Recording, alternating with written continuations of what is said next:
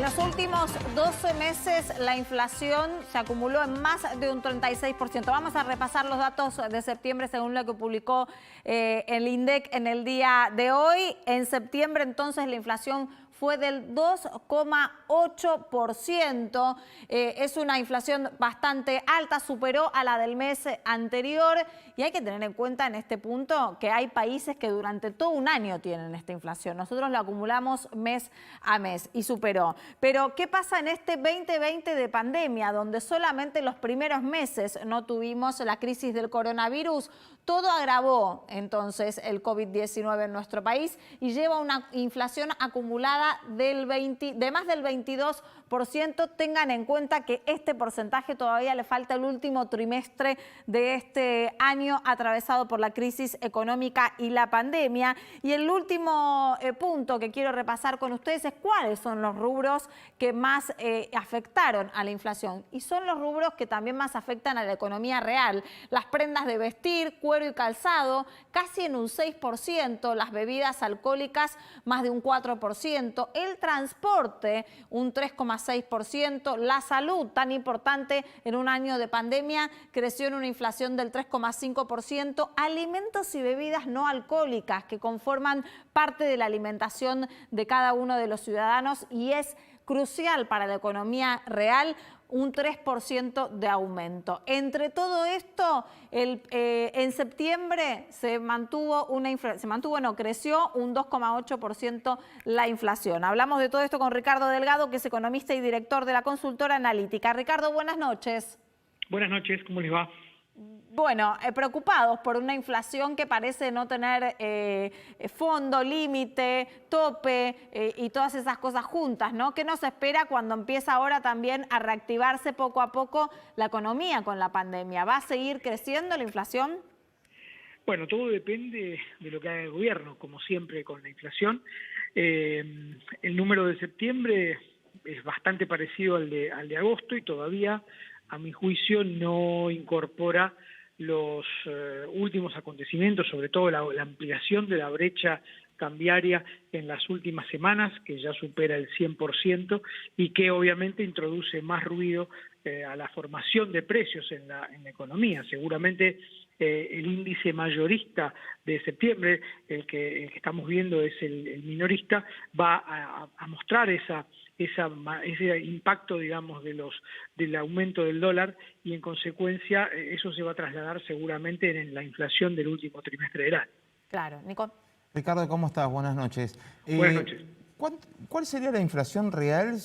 O sea, yo sé que miden la inflación que tenemos y la inflación que tendríamos si no tuviéramos pisados los servicios básicos y elementales hogareños.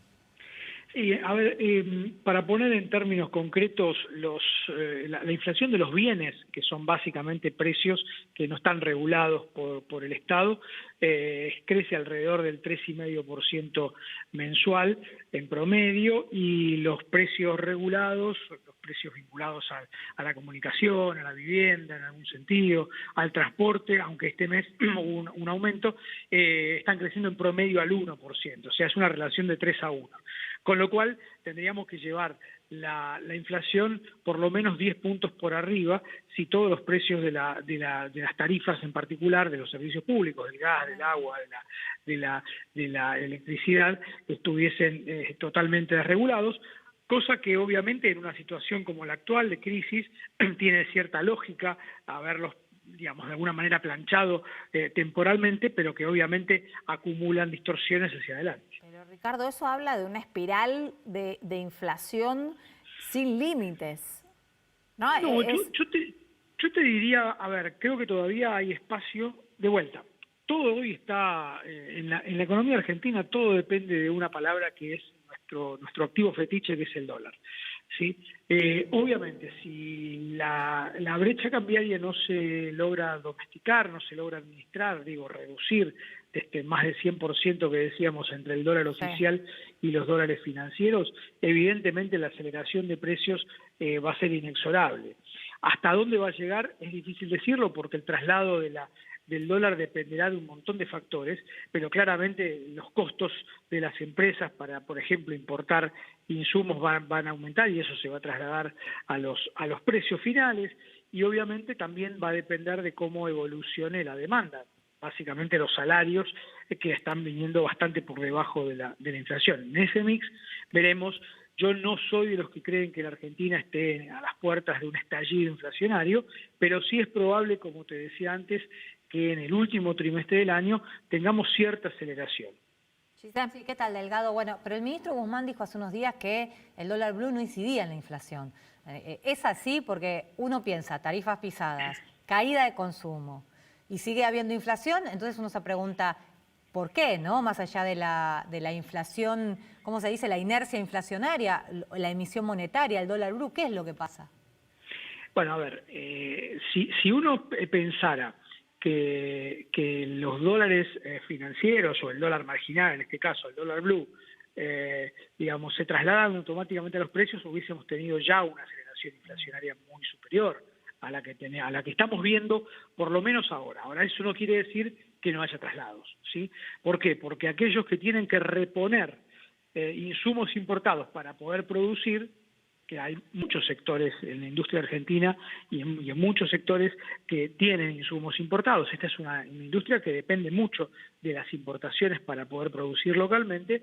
Evidentemente, si no se sabe cuál es el valor de reposición de ese insumo, evidentemente cuando las expectativas de inflación y de devaluación aumentan, uno va a tender a cargar, si se quiere, por encima del dólar oficial, pensando que ese dólar oficial se va a devaluar más temprano que tarde.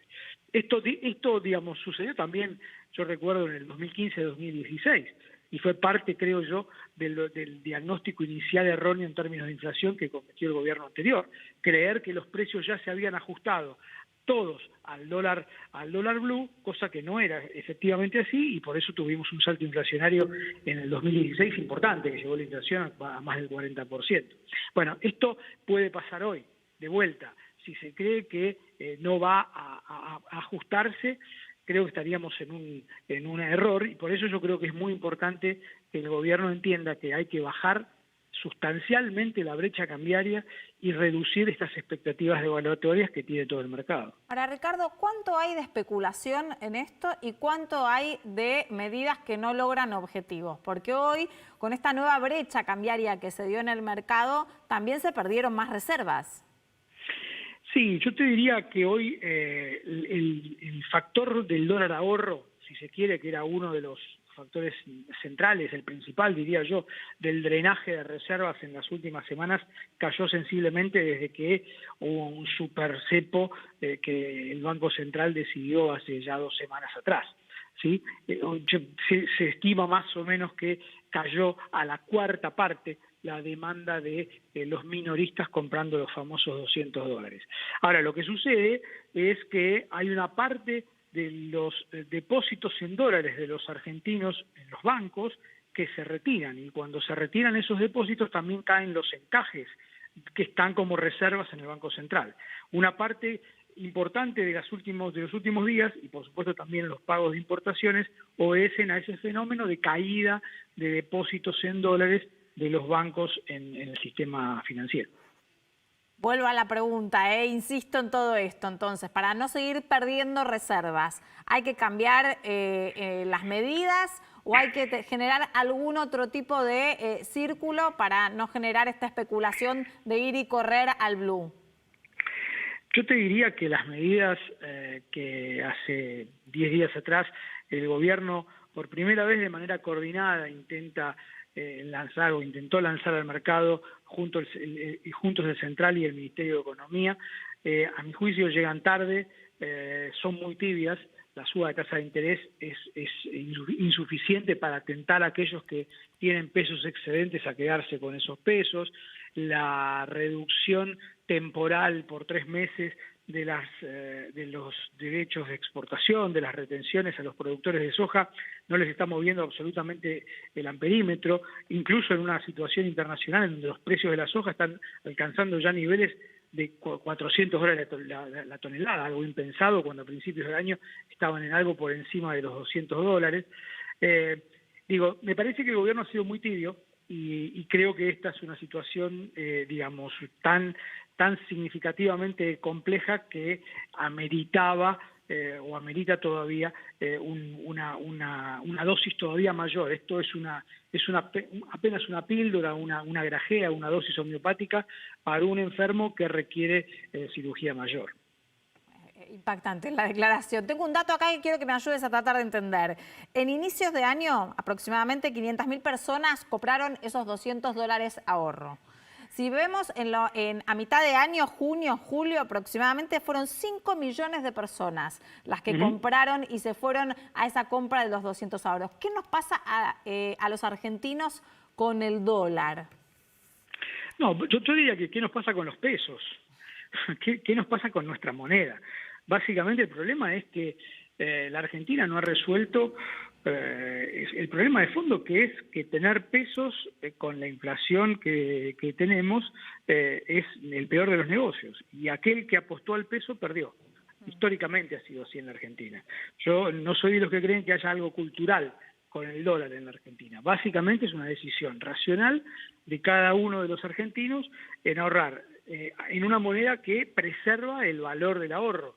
El peso, por desgracia, por malas políticas económicas que terminan de alguna manera reflejándose en una alta inflación, porque la inflación es un fenómeno de muy pocos países del mundo, ¿no? Que no hemos resuelto, digamos, históricamente. Digamos, el gobierno anterior tampoco la resolvió cuando se fijó metas del 5% de inflación en el año 2019. Recordemos eso también. Entonces digo, me parece que hay que tomar en serio el tema para poder lograr que alguna vez los argentinos ahorremos a largo plazo en nuestra propia moneda, que es lo que los países serios del mundo hacen.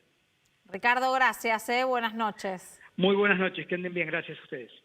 Toda esta situación en plena pandemia, donde empezamos a ver también qué es lo que sucede en el otro continente, en Europa, que la consecuencia de las vacaciones de verano, la vuelta a las clases y demás trajo rebrotes. Vamos a hablar de la pandemia, de lo que puede llegar a venir más adelante y de dónde estamos después del corte.